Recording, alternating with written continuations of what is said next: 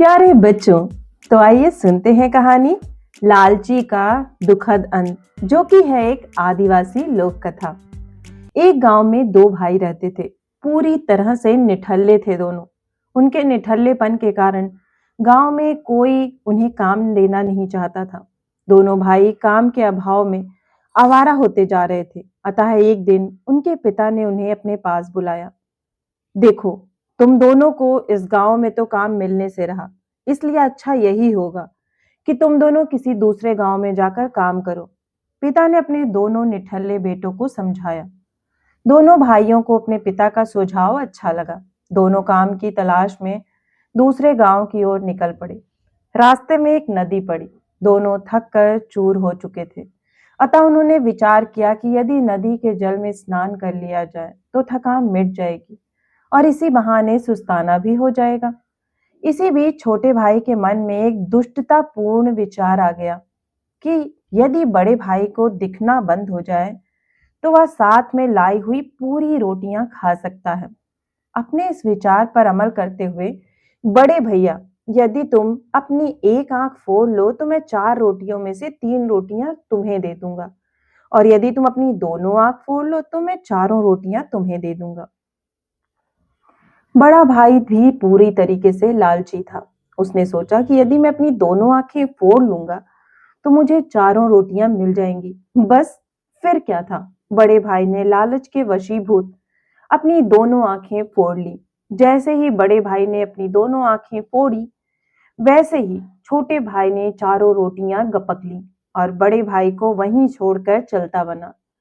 बड़ा भाई घने जंगल में अकेला छूट गया। वह अंधा भी हो चुका था। उसे अपनी लालची प्रवृत्ति पर पछतावा हो रहा था।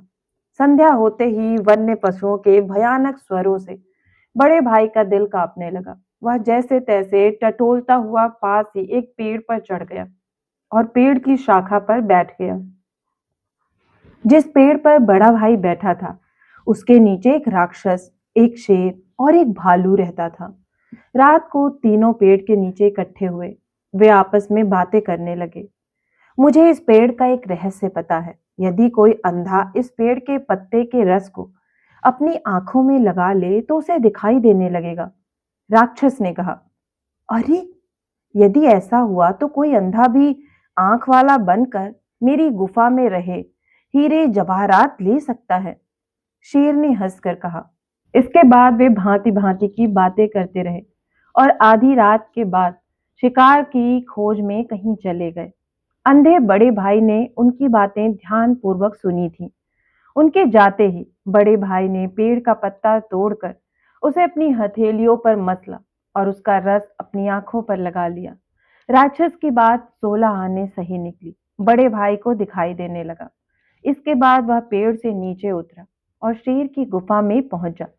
शेर की गुफा हीरे जवाहरात से भरी हुई थी। बड़े भाई ने अपना कुर्ता उतारा और उसमें हीरे जवाहरात भर लिए।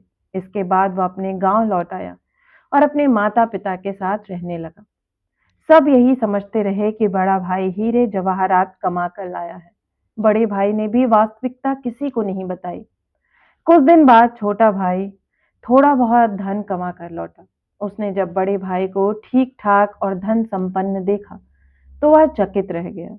वह समझ गया कि उसके बड़े भाई के साथ अवश्य कोई चमत्कार हुआ है, अन्यथा उसकी दोनों आंखें कैसे ठीक हो सकती हैं। उसके पास इतना सारा हीरा जवाहरात कहां से आ जाता।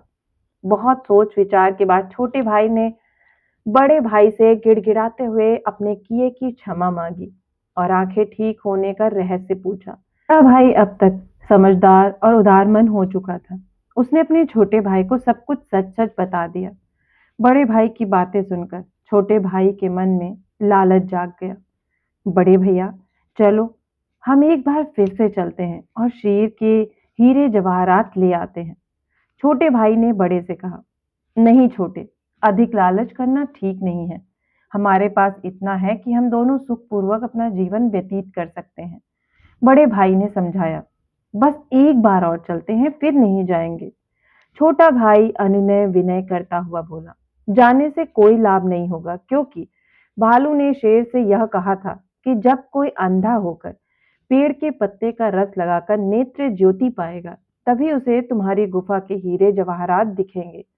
सामान्य आंखों वालों को तो यह वैसे भी दिखाई नहीं देंगे। इसलिए छोटे, तुम इस बारे में सोचना छोड़ दो। बड़े ने छोटे को समझाया। ठीक है, जैसा तुम कहो। छोटे ने बड़े से कह तो दिया, किंतु मन ही मन उसने अकेले जाने का फैसला कर लिया। दूसरे दिन भोर होते ही वह जंगल की ओर निकल पड़ा। शाम होते होते उसी नदी के किनारे जा पहुंचा जहां वह पेड़ था। छोटे भाई ने अपनी दोनों आंखें फोड़ लीं और पेड़ पर चढ़कर बैठ गया। राक्षस, शेर और भालू आए। उन्होंने उसी तरह की बातें की और आधी रात के बाद चले गए। छोटे भाई ने पेड़ के पत्ते का रस अपनी आंखों में लगाया, जिससे उसकी नेत्र ज्योति वापस आ गई। फिर वह शेर की गुफा में पहुंचा। वह अपने साथ बड़े बड़े बोरे ले गया था। जैसे ही वह हीरे जवाहरात बोरों में भरने लगा, वैसे ही राक्षस, शेर और भालू आ गए। मैं जानता था कि एक न एक दिन वह लालची अवश्य फंसेगा, जिसने हमारी बातें सुनकर मेरी गुफा का खजाना चुराया था। अब मैं तुम्हें नहीं छोड़ूंगा। कहते हुए शेर ने छोटे भाई पर झपट्टा मारा। दूसरे ही पल राक्षस और भालू भी छोटे भाई पर टूट पड़े। इस प्रकार एक लालची का दुखद अंत हो गया। तो बच्चों, आपको कहानी कैसी लगी? मुझे आशा है कि आपको ये कहानी बहुत ही पसंद आई होगी और आपको बहुत कुछ सिखा कर गई होगी कि हमें कभी भी लालच नहीं करना चाहिए। लालच का अंत बहुत ही बुरा होता है। तो बच्चों, इसी तरह की मनोरंजक कहानियां सुनना चाहते हैं तो इस चैनल से जुड़ें और इसे सब्सक्राइब करना ना भूलें। फिर मिलती हूँ एक और नई कहानी के साथ। तब तक आप सभी अपना खास ख्याल रखें।